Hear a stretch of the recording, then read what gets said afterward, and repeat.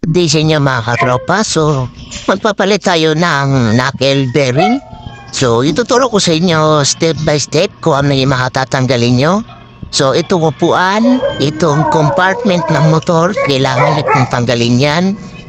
Yung mga tornilyo niya na apat na peraso, tatlong peraso, kailangan yung tanggalin yan. Para matanggal nyo yung compartment ng motor. At isa pa ay tinuro po mga tropa ay kailangan nyo po tanggalin yan kasi mayroon po yung tornilyo dyan sa loob kasi kailangan din natin tanggalin yan. So bali halos lahat sa front ay kailangan tanggalin para mapalitan natin ang knuckle bearing. So yung mga pinagtuturo ko dyan mga katropa ay kailangan niyo pong tanggalin lahat yan. So, sa pagtanggal po talaga ng medyo marami po. So, kailangan talaga natin tanggalin lahat yan kasi di natin mapapalitan yung knuckle bearing natin. So, hindi natin tatanggalin yan. Yan. So, halos lahat naman dyan sa yan ay kailangan po talaga natin tanggalin. At laging tandaan na ingatan po natin sa pagbaklas ang ating mga bearings kasi napakanipis lang po niya. Kaya sa akin, nandamhid na nababasag na clip, parang clip kasi kahit napakaingat po mga tropa ay hindi talaga maiwasan. Asensya ang bumibigay. So ayan yung tinuro ko rin mga tropa. Magpapalit din kasi ako ng speedometer cable. So ayan. So dalawa po kasi ang gagawin kong project kaya isasabay ko na rin. Next video ko na lang po din po siya. I-share sa inyo kung anong kasukat yan. At ito yung kasukat natin sa ating Marvel 125 mga tropa. So screenshot nyo na lang or receive para may alam kayo kung ano yung papalitan nyo sa ating Marvel. Sa inyong Marvel. So ayan. So nakikita nyo dyan mga tropa ay inumpisahan ko na ang aking pagtatanggal. So medyo mahaba-haba yung video kaya ikakat na ko na lang po siya mga tropa parts by parts.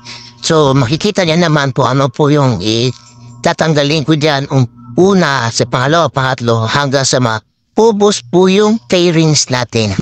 At ang pangalawa naman mga tropa ay itong caliper. So kailangan din natin tanggalin yan para matanggal natin ang shock. At ang pangatlo mga tropa ay dun sa pinagkabitan ng shock natin. So, para matanggal natin. So, hindi ko na tinanggal yung fairings sa gulong mga tropa kasi pwede naman po yan. Dandaanin niya lang po para hindi siya mabasal. At ang pang-apat mga tropa ay itong takip nakaharang ng filter natin. So, isa din po yan sa tatanggalin kasi di natin matatanggal yung lead shield. At ang panglima mga tropa ay itong lead shield. So, sa mga hindi po nakakaalam, meron po akong video na nito kung paano tanggalin yung lead shield. So, panoorin niyo lang po yun. Ito po yung kanya title.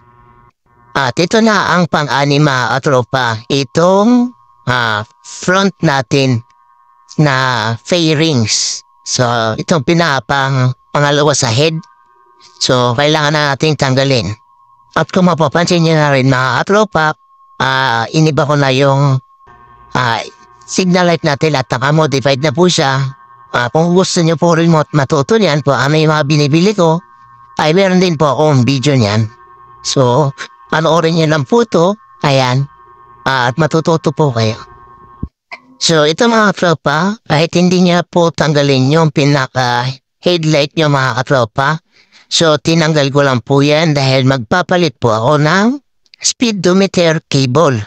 So, ituturo ko ulit po sa susunod na next video kung ano ang kasukat ng ating speedometer cable. So, ikakat ko po ulit ito mga tropa dahil hindi po ito kasali. So, ayan mga tropa. So, yan yung tatanggalin natin para matanggal yung manobela. Ayan. So, ang kasukat dito mga tropa is 14 mm. So, ayan, malabo lang. So, ayan. So, ito yung mga pinagtuturo kanina mga tropa. Tatanggalin. Ayan. So, ang dami pong tatanggalin, di ba? Ayan, ganyan po siya kabusisi mga tropa. Ang ating Marvel 125. So, same lang din naman ata sa sniper din. Ganon din naman ang pagtanggal din. So, ayan. Babalik po muna mga tropa yung video natin para maganda ang laban. So, sa pagtanggal pala mga tropa, meron po kayong ganito. Hook wrench mga katropa. Kasi yan po yung pantanggal ng knuckle bearing natin. Isa pa mga tropa, dapat may katala kayong malaki. So ayan, nanghiram ako dun sa kapitbahay ko kasi meron sila. Ayan. Wala kasi akong ganyan kalaking katala.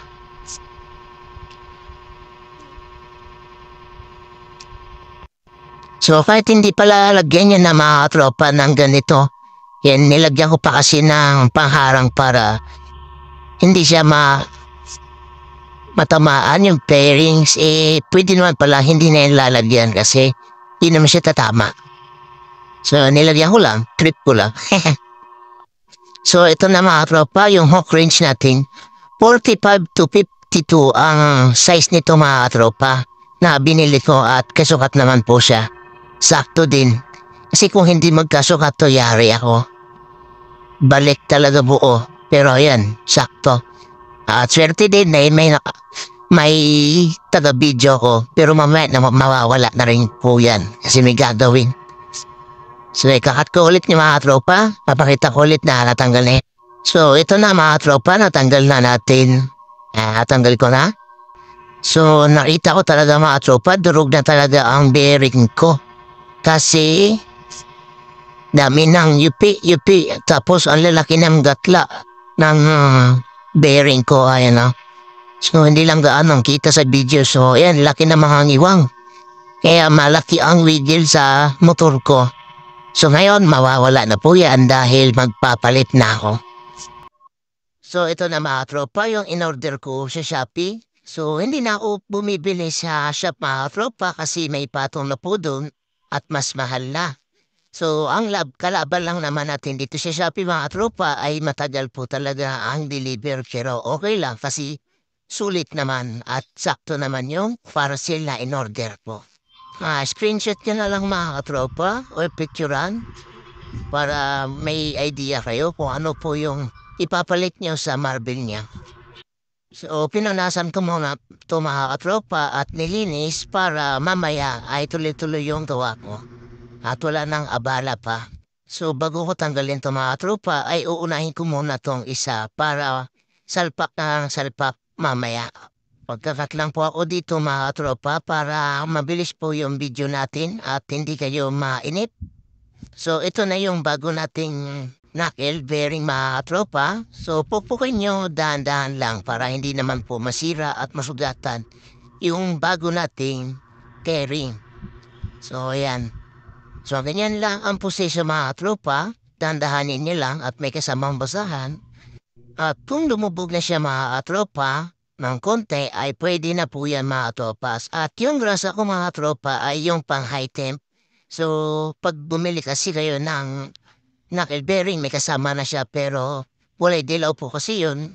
Ayoko po yun. Kaya ang nilagay ko ay yung grasa na pang high temp para mas matibay. So ikakat ko po ulit mga tropa kasi magpupokus naman po tayo dun sa kabila.